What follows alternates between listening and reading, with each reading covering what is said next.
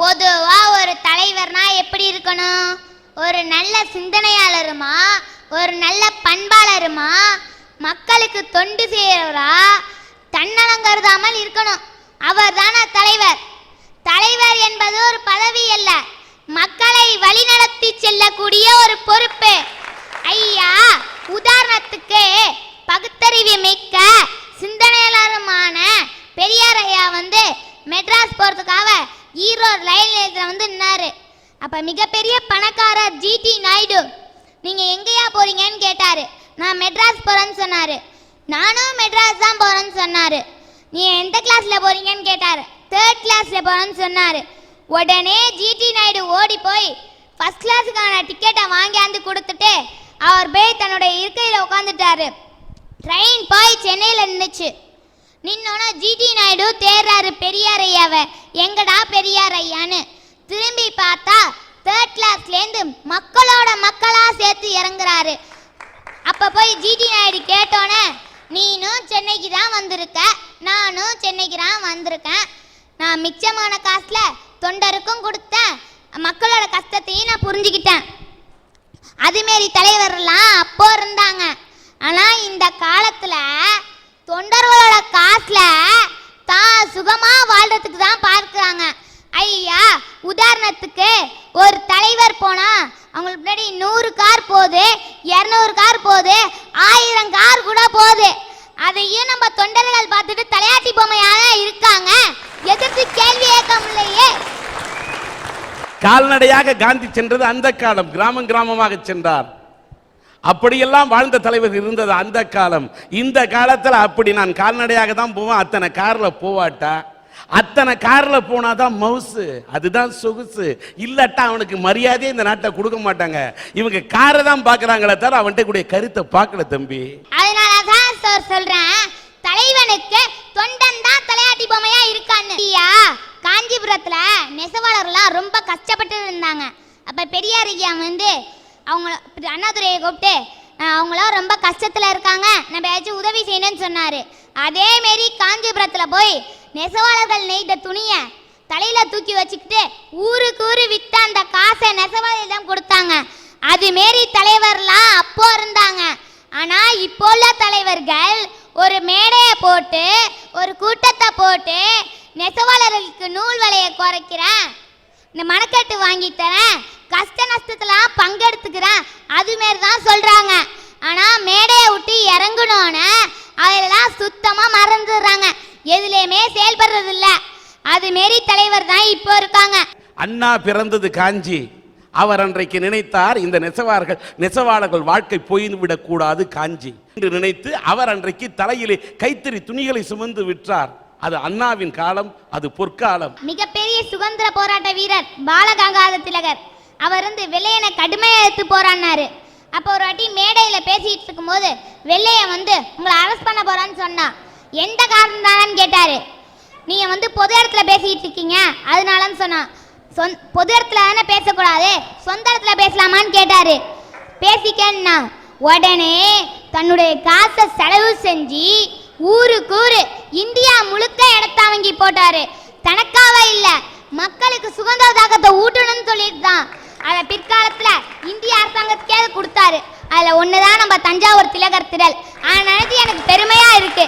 ஆனா இப்போ உள்ள தலைவர் வரும்போதே எங்க புறபாக்கு நிலை இருக்குன்னு பார்த்துட்டு தன்னுடைய மனைவி பேருக்கும் தன்னுடைய பிள்ளைங்க பேருக்கும் தான் எழுதி வைக்கதான் முன்னாடி நினைக்கிறாங்க.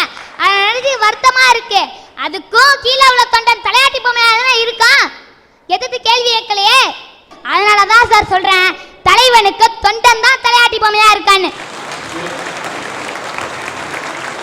இந்த சின்ன பையன் வெங்கடேசன் இவ்வளவு அறிவு கூர்மையாக இன்றைக்கு நாட்டை பற்றி அவர் பேசின கருத்துக்களில் சில மாறுபட்ட கருத்துக்கள் நமக்கு இருக்கலாம். ஆனால் அவரோட பார்வையில் உள்ள கருத்துக்கள் அந்த பையன் பேசுகிறாரு. ஹரிகரன் என்று ஒரு பையன், அந்த பையனை நான் மேடைக்கு அழைக்கின்றேன். நீ தான் ஹரிகரனா? வாங்க. இந்த பையன் பேர் ஹரிகரன். இங்கே வெங்கடேசன் ஒரு பையன் பேசினா 5ஆம் கிளாஸ் படிக்கிறான்னு சொன்னான். ரொம்ப சந்தோஷமாக இருந்தது. மணிமணியாக பேசினான், நல்லா இருந்தது. ஏன்னா இவனை பேச விட்டு யார் பார்த்துருப்பா? அவங்க அப்பா பார்த்துருப்பாங்க, அவங்க அம்மா பார்த்துருப்பாங்க, அவங்க தாத்தா பார்த்துருப்பாரு, அவங்க பாட்டி பார்த்துருப்பாங்க, அவங்க மாமா பார்த்துருப்பாங்க. ஆனால் இந்த பையனை மேடை ஏற்றிருக்கிறேன். இவனை பார்க்குறதுக்கு இந்த பையனுக்கு அப்பா இல்லை. ஏன்னா அவர் இருந்தால் பார்ப்பார், மேலே போய் சேர்ந்துட்டார். இன்றைக்கி மேடை இருக்கிறத பார்க்கணுன்னா கூட அம்மா இல்லை. ஏன்னா அம்மா மேலே போல இங்கேயோ ஓடி போயிட்டாங்க. இவனுக்கு காலை சாப்பாடு எதுன்னா ஸ்கூலுக்கு ஓடுவான். அங்கே ஒரு டீச்சர், அந்த டீச்சர்கிட்ட போய் நின்று அந்த டீச்சர் ஏதோ சாதம் கொடுக்குறாங்க, சாப்பிட்றான். மத்தியானம் கவர்மெண்ட் போடக்கூடிய மதிய உணவு சாப்பாடு இதுதான் சாப்பிட்றான். அதுக்கப்புறம் சாயங்காலம் இவன் எங்கே போவான்? ஒரு குருவி கூட கூட்டுக்கு போகுது. ஆனால் இந்த சின்ன பையன் போகிறதுக்கு கூடும் கிடையாது, வீடும் கிடையாது, இடமும் கிடையாது. ஆனால் திரும்ப பொழுது விடிஞ்சா பள்ளிக்கூடத்துக்கு வருவான். இவனுக்கு இப்படி யாரா ஆதரவு கொடுத்துட்டு இருக்கான்னா லதா மேரி என்ற ஒரு ஆசிரியர். அந்த அம்மா டீச்சரை கூப்பிடுறேன்.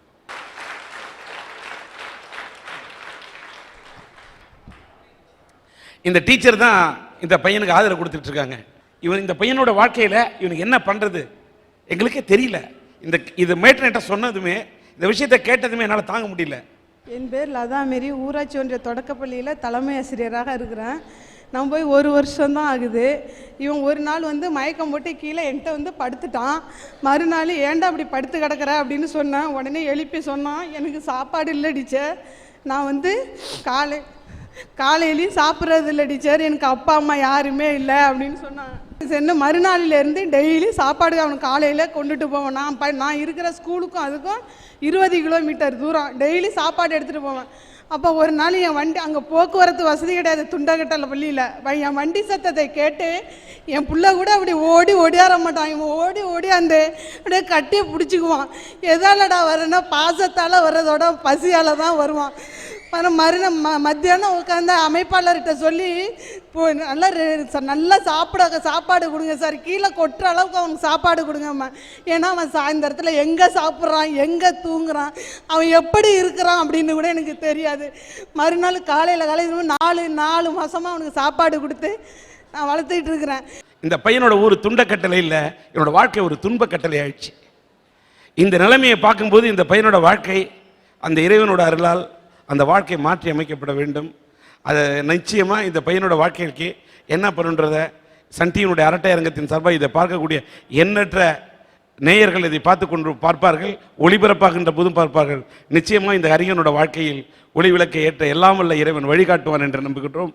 நிச்சயமாக அதற்கான முயற்சியை நாங்கள் மேற்கொள்வோம். இந்த அளவுக்கு மனித நேயத்தோடு கருணை காட்டக்கூடிய ஆசிரியராக இருந்து பாடம் போதிப்பது மட்டும் வாழ்க்கை அல்ல, இதை போன்றவர்களுக்கு உதவ வேண்டும் என்று உதவிக்கரம் நீட்டக்கூடிய ஆசிரியை லதா மேரி அவர்களை இந்த சன் டிவியினுடைய அரட்டை அரங்கம் மனதார பாராட்டி அவரை கௌரவிக்கின்றது. அவருக்கு சன் டிவியின் அரட்டை அரங்கத்தின் சார்பில் இந்த பொன்னாடை பொருத்தப்படுகிறது.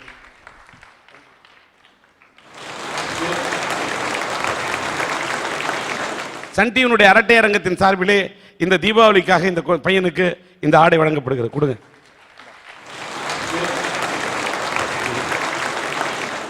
இந்த தீபாவளியொட்டி இந்த ஹரிகரனுக்காக அவனுடைய படிப்பு செலவுக்காக 2000 ரூபாய் என் சார்பில் வழங்குகின்றேன்.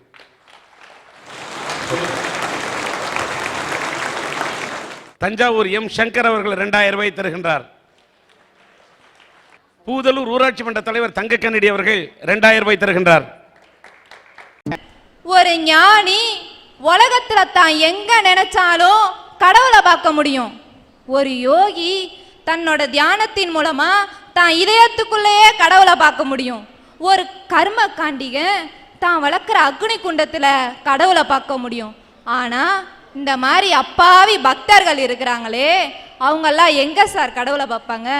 கோயில்ல இருக்கிற அந்த கர்ப்ப கிரகத்துல தானே கடவுளை பார்ப்பாங்க. இன்னைக்கு இருக்க ஆன்மீகவாதிகள் கடவுளை நமக்கு காட்டணுமா இல்லையா?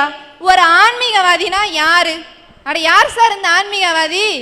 ஒவ்வொரு பக்தனுக்கும் கடவுளை காட்ட வேண்டிய பொறுப்பு இருக்குல்ல, அவனுக்கு காட்டுறான் அந்த கடவுளை. எந்த பக்தர் கடவுளை பார்க்க வேண்டும் என்று ஆன்மீகவாதியை நாடுகிறார்கள்?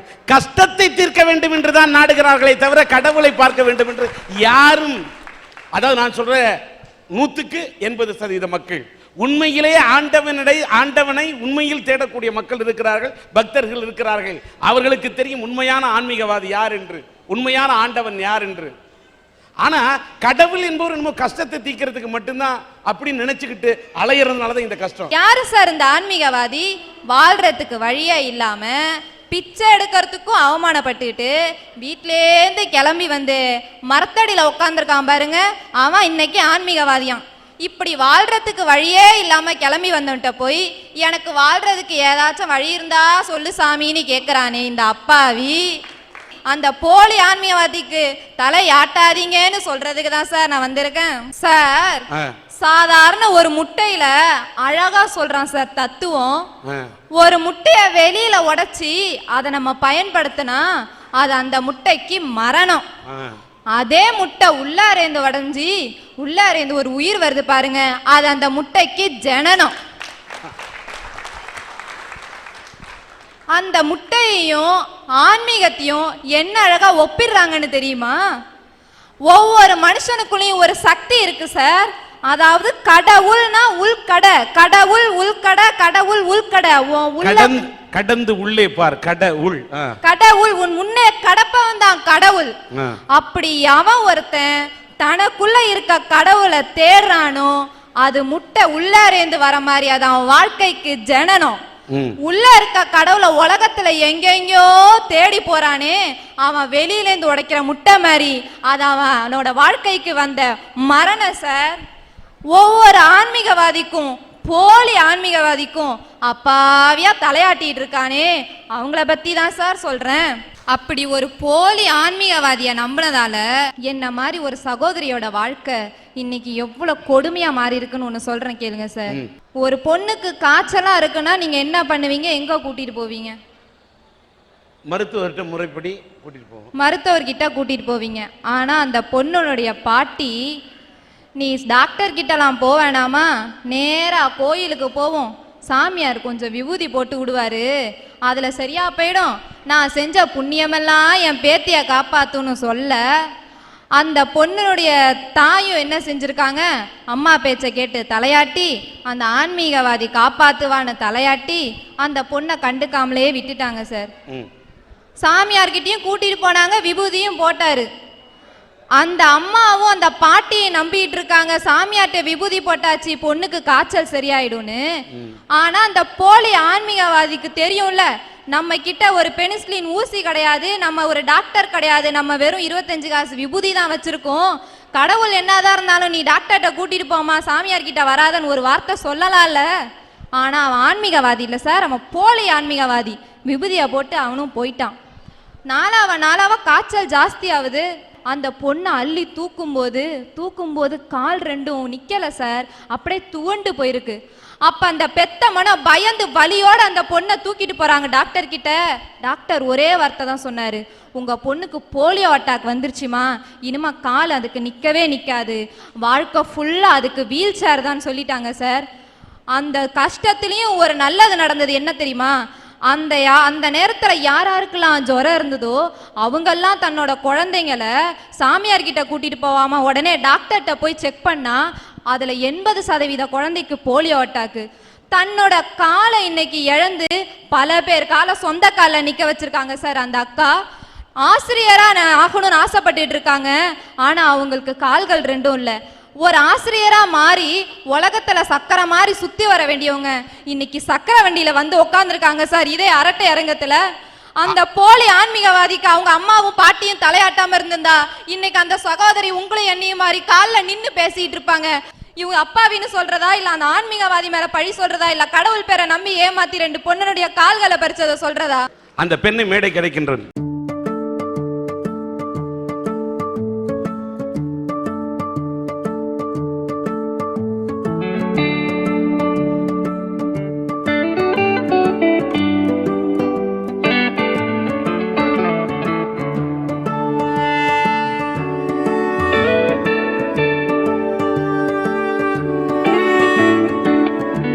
நடந்து வர வேண்டிய ஒரு பெண், மகிழ்ந்து வர வேண்டிய ஒரு தாய், ஆனால் நிலைமை இன்றைக்கு தவழ்ந்து வருகின்றார். இந்த பெண் இந்த நிலையிலும் தன்னுடைய கால் ஊனமானாலும் இவருடைய மனம் ஊனமாகாத காரணத்தால் தான் இன்றைக்கு எம்எஸ்சி கம்ப்யூட்டர் சயின்ஸ் படித்திருக்கின்றார்.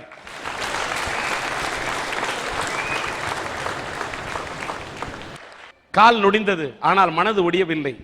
மனம் தளராமல் படித்திருக்கின்றார். இந்த போலி ஆன்மீகவாதிகளை நம்பி விடாதீர்கள், போலி சாமியார்களை நம்பி விடாதீர்கள், குழந்தைகளுக்கு போலியோ வரவைத்து விடாதீர்கள் என்று இந்த அரட்டை அரங்கத்தின் மூலம் விழிப்புணர்ச்சியை ஏற்படுத்த நினைக்கின்றார். இவர் ஒரு ஆசிரியராக மாற வேண்டும் என்று நினைக்கின்றார். அதற்காக ஒரு பிஎட் படிக்க வேண்டும் என்று நினைக்கின்றார். இந்த பிஎட் சீட்டை பெற்று தர சன் டிவியினுடைய அரட்டை அரங்கத்தின் சார்பில் நாங்கள் முயற்சிப்போம். நான் வந்து ஆர்டினரி பிஎட் படிக்க விரும்பல.